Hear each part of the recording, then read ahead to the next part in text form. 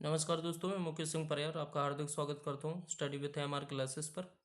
आज से हम दोस्तों एक नई श्रृंखला स्टार्ट कर रहे हैं, एक नई सीरीज स्टार्ट करने जा रहे हैं जिसका नाम है संविधान सीरीज। और ये आपके लिए बहुत ज़्यादा महत्वपूर्ण होने वाली है। महत्वपूर्ण इसलिए होने वाली है क्योंकि इसमें जितने भी एग्ज़ाम, चाहे वो एग्ज़ाम एमपीपीएससी का हो, चाहे वो एग्ज़ाम यूपीपीसीएस का हो, चाहे सीजीएल का हो, चाहे सीएचएसएल का हो, एमटीएस को हो, यहाँ तक कि यूपीएसआई के लिए सबसे ज़्यादा स्पेशल रहेगा ये सेशन। ठीक है, यूपीएसआई, ठीक है, एसएससी सीपीयू, जितने भी एग्ज़ाम ऑल इंडिया में होते हैं और जहाँ जहाँ संविधान पूछा जाता है वहाँ वहाँ के सारे पीवाईक्यू क्वेश्चन यहाँ पर क्या किए जाएंगे, डिस्कस किए जाएंगे।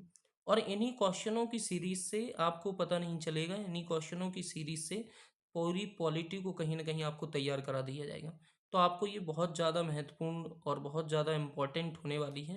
कृपया बस आपकी कहीं ना कहीं हमें साथ चाहिए और लाइक और सब्सक्राइब करते जाएं, जिससे हमें कहीं ना कहीं एक आगे का माध्यम मिले वीडियो बनाने के लिए। ठीक है दोस्तों, तो हम टाइम ना गवाते हुए हम पहला क्वेश्चन स्टार्ट करते हैं। पहला क्वेश्चन है, और डेली लगभग 20 से 25 क्वेश्चन का क्राइटेरिया रखेंगे और डेली पीवाईक्यू क्वेश्चन की तरह होंगे, मतलब ऐसे करते करें हम पूरे संविधान को यहाँ पर एक बहुत अच्छी पकड़ कर लेंगे। ठीक है दोस्तों, तो पहला क्वेश्चन आपका है कि किस अधिनियम को मॉन्टेग्यू चेम्सफोर्ड सुधारवी कहा जाता है।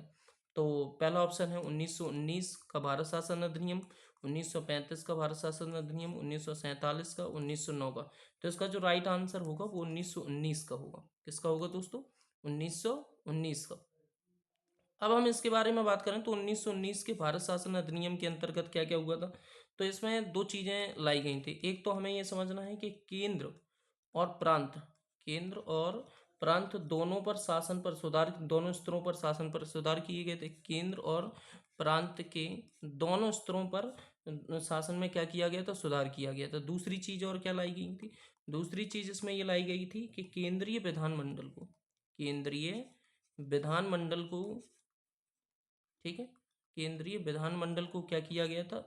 द्विसदनात्मक प्रणाली बनाई गई थी। केंद्रीय विधानमंडल को द्विसदनीय बनाया गया था। ठीक है, तो ये दो चीजें की गई थी। ठीक है, आगे बढ़ते हैं दोस्तों। दूसरा क्वेश्चन आपसे ये पूछा गया है कि भारत शासन अधिनियम 1919 पारित हुआ, उस समय ब्रिटिश के प्रधानमंत्री कौन थे? तो उस समय ब्रिटिश के प्रधानमंत्री थे जॉर्ज लॉयड। ठीक है, उस समय ब्रिटिश के प्रधानमंत्री कौन थे? George Lloyd. पूछ लिया जाता है कि बताइए भारत शासन अधिनियम 1919 में पारित हुआ, उस समय ब्रिटिश के प्रधानमंत्री कौन थे? जॉर्ज लाइड। ये सारे पूछे गए क्वेश्चन हैं। अगले क्वेश्चन पे बढ़ते हैं। अगला क्वेश्चन आपसे पूछा गया है कि भारत शासन अधिनियम 1919 कब से लागू हुआ था। देखो, ये 1919 को ये कहीं ना कहीं एक तरीके से निर्माण किया गया था, लेकिन अगर मैं लागू की बात करूं, 1919 में पारित किया गया था, अगर लागू की बात करूं तो 1921 से लागू हुआ था ये। ठीक है, कब हुआ था ये? 1921 से। ठीक है दोस्तों, अगले क्वेश्चन पर पढ़ते हैं। अगला क्वेश्चन, भारत शासन अधिनियम 1935 में कितनी अनुसूचियां थी? तो भारत शासन अधिनियम 1935 में दोस्तों 10 अनुसूचियां हुआ करती थी। कितनी अनुसूचियां थी? 10। ठीक है, आगे क्वेश्चन में बढ़ते हैं। अगला क्वेश्चन आपसे ये पूछा गया है कि भारत शासन अधिनियम 1935 के अनुसार संघीय सूची का मतलब आप जानते होंगे। संघीय सूची का मतलब होता है कि जिसमें केवल केंद्र सरकार कानून बना सकती है। तीन प्रकार की सूचियां होती हैं। 7वीं अनुसूची के अंतर्गत एक संघ सूची, एक राज्य सूची और एक होती है आपकी समवर्ती सूची। ठीक है, तो संघ सूची का मतलब होता है जिसमें केवल और केवल केंद्र सरकार कानून बनाती है। और इसमें जब हम अधिनियम, भारत शासन अधिनियम 1935 की अगर बात करें तो उस समय जो विषय हुआ करते थे वो 59 हुआ करते थे। कितने होते थे दोस्तों? 59। ठीक है, आगे बढ़ते हैं। अगला क्वेश्चन आपसे ये पूछा गया है कि निम्नलिखित भारतीय स्वतंत्रताओं का अधिकार पत्र किसे कहा जाता था। तो आपको बताना है कि कौन सा ऐसा एक्ट था या कौन सी ऐसा अधिनियम था जिसको भारतीय स्वतंत्रताओं का अधिकार पत्र कहा जाता था। तो 1900 रेगुलेटिंग एक्ट 1973 को, Pitt's India act 1784, chartered act 1813, महारानी की घोषणा 1858 को। तो दोस्तों 1858 का जो एक्ट था जिसे हमने भारतीय स्वतंत्रताओं का अधिकार पत्र कहा था। ठीक है, हुआ क्या था इसके तहत? विक्टोरिया महारानी जो विक्टोरिया थी, इसके तहत सीधे शासन जो था महारानी विक्टोरिया के पास, भारत का जो शासन था सीधे उनके हाथों में चला गया था। मतलब 1858 के भारत शासन, इसके तहत भारत का शासन सीधे है ना महारानी विक्टोरिया के अधीन चला गया था। और इसमें एक और चीज जोड़ी गई थी कि जो गवर्नर जनरल था, गवर्नर जनरल का जो पदनाम था, ठीक है, गवर्नर जनरल का जो पदनाम हुआ, मतलब पदनाम जो था वो बदल कर यहाँ पर क्या रखा गया, भारत का वायसराय कहा गया उसे।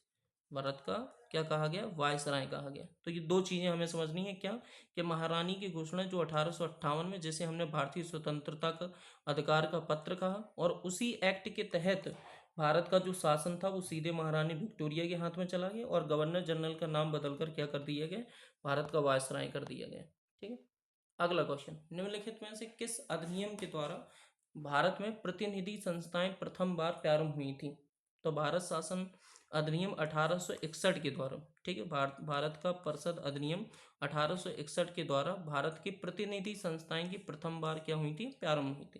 ठीक है दोस्तों, अगले क्वेश्चन पे बढ़ते हैं। अगला क्वेश्चन बोला जा रहा है कि भारत के लिए उच्चायुक्त के पद का सृजन किया गया था, किस अधिनियम के तहत किया गया था? तो 1919 के अधिनियम के अंतर्गत लंदन में भारत के उच्चायुक्त के कार्यालय का क्या किया गया था, निर्माण या सृजन किया गया था। ठीक है, कहाँ पर हुआ था? तो दोस्तों लंदन में, ठीक है, लंदन में किया गया था। अगले क्वेश्चन की तरफ बढ़ते हैं दोस्तों। अगला क्वेश्चन, केंद्र में कौन सा एक्ट द्विसदनीय विधायिका लाया? अभी हमने थोड़ा ऊपर पढ़ा था कि 1919 के तहत क्या हुआ था, 1919 का जो अधिनियम था उसके तहत है ना द्विसदनीय विधायिका लाई गई, मतलब ठीक है। अगले क्वेश्चन पे बढ़ते हैं। अगर अगला क्वेश्चन हम देखें तो अगला क्वेश्चन बोला जा रहा है कि गवर्नमेंट ऑफ इंडिया एक्ट 1935 को किसने दास्ता का एक नया अधिकार पत्र कहा था? ठीक है, तो ये जवाहरलाल नेहरू थे जिन्होंने 1935 के अधिनियम को दास्ता का एक नया अधिकार कहा था। लेकिन जिन्ना ने इसे है ना पूरी तरीके से बेकार, और एक तरीके से जिन्ना ने इसे पूर्णतः जिन्ना ने इसे पूर्णतः सड़ा हुआ और मूल रूप से इसे क्या कहा था, मूल रूप से बुरा कहा था। ठीक है, तो आपसे क्वेश्चन में ऐसे पूछा जाएगा, मूल रूप से बुरा कहा था। तो आपसे क्वेश्चन में पूछा जाएगा कि बताइए जिन्ना ने किस एक्ट को या किस अधिनियम को, ठीक है, और सड़ा हुआ तथा मूल रूप से बुरा कहा था? तो वो था 1935 का अधिनियम। ठीक है दोस्तों, अगले क्वेश्चन पे बढ़ते हैं। अगला क्वेश्चन आपसे पूछा गया है कि ब्रिटिश संसद ने भारतीय स्वतंत्रता अधिनियम कब पारित किया था? तो ब्रिटिश संसद ने भारतीय स्वतंत्रता अधिनियम जो पारित किया गया था वो किया गया था 18 जुलाई 1947 को। ठीक है, 18 जुलाई 1947 को क्या किया गया था दोस्तों, पारित किया गया था। ठीक है, अगले क्वेश्चन पे बढ़ते हैं। अगला क्वेश्चन आपसे पूछा जा रहा है कि पंडित जवाहरलाल नेहरू के नेतृत्व में अंतरिम सरकार का गठन कब किया गया था? तो पंडित जवाहरलाल नेहरू के नेतृत्व में अंतरिम सरकार का जो गठन था वो जुलाई में तो नहीं हुआ था, अगस्त में भी नहीं हुआ था, तो ये किया गया था सितंबर में, वो भी 2 सितंबर। ठीक है दोस्तों, 2 सितंबर 1946 को, 2 सितंबर 1946 को कहीं ना कहीं अंतरिम सरकार का क्या किया गया था, गठन किया गया था। और अगर हम देखें तो प्रारंभ में मुस्लिम लीग शामिल नहीं थी, लेकिन 26 अक्टूबर 1946 को मुस्लिम लीग को क्या कर दिया गया था, शामिल कर लिया गया था। ठीक है, तो पहले है ना अगर पूछा जाए कि 2 सितंबर 1946 को जब अंतरिम सरकार का गठन किया गया पंडित जवाहरलाल नेहरू, तो क्या उसमें मुस्लिम लीग शामिल थी? तो मुस्लिम लीग शामिल नहीं थी, लेकिन 26 अक्टूबर 1946 को मुस्लिम लीग को क्या किया गया, शामिल किया गया। अगला क्वेश्चन, माउंटबेटन योजना आधार बनी थी? तो माउंटबेटन जो योजना थी वो देश के विभाजन का आधार बनी थी। ये 3 जून, अगर हम बात करें 3 जून 1947 को लॉर्ड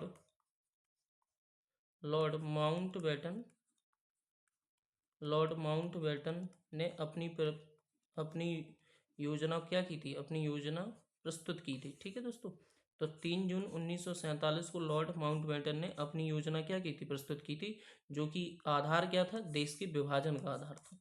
ठीक है, अगले क्वेश्चन पे बढ़ते हैं दोस्तों। अगला क्वेश्चन, भारत की संविधान सभा का परामर्शदाता किसे माना जाता है, या भारत की संविधान सभा के परामर्शदाता कौन थे? तो भारत के संविधान सभा के परामर्शदाता जो थे वो थे श्री बी एन राव। कौन थे दोस्तों? Shri B N Rao. ठीक, अगले क्वेश्चन पे बढ़े तो कॉन्स्टिट्यूशन असेंबली के अध्यक्ष कौन थे? तो अगर हम पहली बैठक की बात करें जो कि 9 दिसंबर 1946 को हुई थी, 9 दिसंबर 1946 को जो पहली बैठक हुई थी उसमें थे डॉक्टर सच्चानंद सिन्हा। ठीक है, डॉक्टर सच्चानंद सिन्हा। ठीक है, अगर हम बात करें। लेकिन वही अगर हम दूसरी बैठक जो कि 11 दिसंबर 1946 को ही थी, तो 11 दिसंबर 1946 को ये स्थायी अध्यक्ष बन गए थे। कौन से अध्यक्ष बने थे? डॉक्टर राजेंद्र प्रसाद स्थायी अध्यक्ष, और जो डॉक्टर सच्चानंद सिन्हा थे ये अस्थायी अध्यक्ष बने थे। ठीक है, तो कॉन्स्टिट्यूशन असेंबली के जो अध्यक्ष थे वो कौन थे? डॉक्टर राजेंद्र प्रसाद। आगे बढ़ते हैं कि बोला जा रहा है आपसे कि भारत के संविधान का प्रारूप तैयार करने वाली संविधान सभा के सदस्यों को विभिन्न प्रांतों की विधान सभाओं द्वारा क्या किया गया था? चुना गया था। न तो ब्रिटिश सांसद द्वारा थे, न गवर्नर द्वारा थे, न ही भारत की राष्ट्रीय कांग्रेस और मुस्लिम लीग द्वारा चुना गया था। बोला जा रहा है कि भारतीय संविधान सभा की अंतिम बैठक की सही तिथि बताइए। अब संविधान सभा की अंतिम बैठक बताना है। प्रथम बैठक अभी मैंने थोड़ी देर पहले बताया कि 9 दिसंबर 1946 को ही थी, 9 दिसंबर 1946 को। ठीक है, अगर हम अंतिम की बात करें तो अंतिम पाँच ये तो दोनों कैसी भी नहीं है। अब 26 नवंबर 1949 को तो संविधान को स्वीकार किया गया था, अंगीकार किया गया था, तो डेट बच रही है 24 जनवरी 1950। 24 जनवरी 1950 को संविधान सभा की अंतिम बैठक हुई थी, और कुल अगर अधिवेशन की बात की जाए तो कुल 11 अधिवेशन हुए थे। कितने अधिवेशन हुए थे दोस्तों? 11। ठीक है, अगले क्वेश्चन पे बढ़ते हैं दोस्तों। अगला क्वेश्चन आपसे पूछा गया है कि भारत की संविधान सभा का गठन किया गया था। तो भारत की संविधान सभा की अगर मैं गठन की बात करूं तो भारत का जो संविधान सभा का गठन था कृष्ण प्रस्ताव के आधार पर नहीं किया गया था, भारतीय स्वतंत्रता के अधिनियम के माउंटबेटन की योजना के तहत नहीं किया गया था, तो कैबिनेट मिशन के अंतर्गत किया गया था। आपको पता होना चाहिए कि 24 मार्च दोस्तों, 24 मार्च 1946 को 1946 को कैबिनेट मिशन जो था वो कहाँ पहुंचा था? दिल्ली पहुंचा।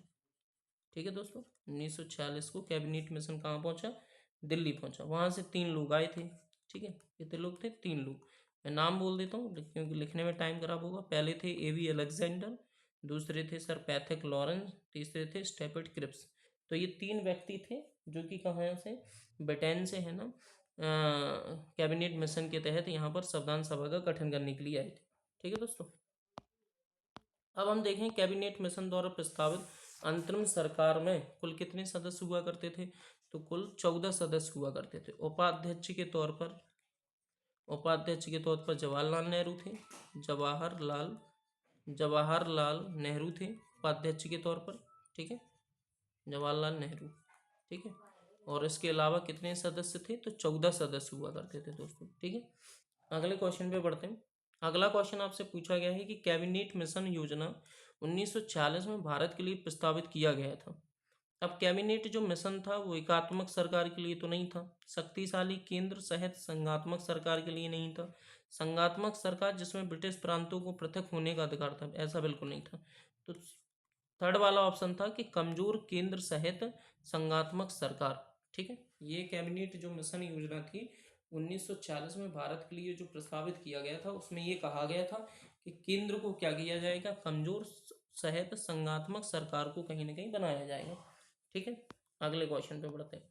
अगला क्वेश्चन आपसे पूछा गया है कि निम्नलिखित में से कौन संविधान सभा का एक और गैर कांग्रेसी सदस्य था? संविधान सभा का एक गैर कांग्रेसी सदस्य था। ठीक है, तो ये बहुत ज़्यादा इंपॉर्टेंट क्वेश्चन है आपके लिए। ठीक है, और कई बार एग्जाम में ये पूछा गया है कि ऐसे कौन से व्यक्ति थे जो संविधान सभा में गैर कांग्रेसी थे। तो गैर कांग्रेसी जेबी कृपलानी भैया कांग्रेसी अध्यक्ष थे, के एम मुंशी भी कांग्रेस के अध्यक्ष मतलब कांग्रेस के सदस्य थे, और अगर टीटी कृष्णमाचारी की बात करूं तो ये भी कांग्रेस के सदस्य थे। ये तीनों ही कांग्रेस के सदस्य हुआ करते थे, लेकिन डॉक्टर भीमराव अंबेडकर ये बम्बई से चुन के आए थे, और ये कहीं ना कहीं गैर कांग्रेसी थे, कांग्रेस में शामिल नहीं थे। ठीक है दोस्तों, तो ऐसे अगले क्वेश्चन पे बढ़ते हैं। अगला क्वेश्चन अगर हम देखें तो बोला जा रहा है कि संविधान सभा का संवैधानिक सलाहकार किसे नियुक्त किया गया था? तो संविधान सभा का संवैधानिक सलाहकार डॉक्टर बी एन राव को नियुक्त किया गया था। किसे किया गया था? डॉक्टर बी एन राव को। ठीक है दोस्तों, तो ऐसे बेहतरीन क्वेश्चन जानने के लिए आप चैनल को लाइक और सब्सक्राइब करते रहिए। धन्यवाद दोस्तों।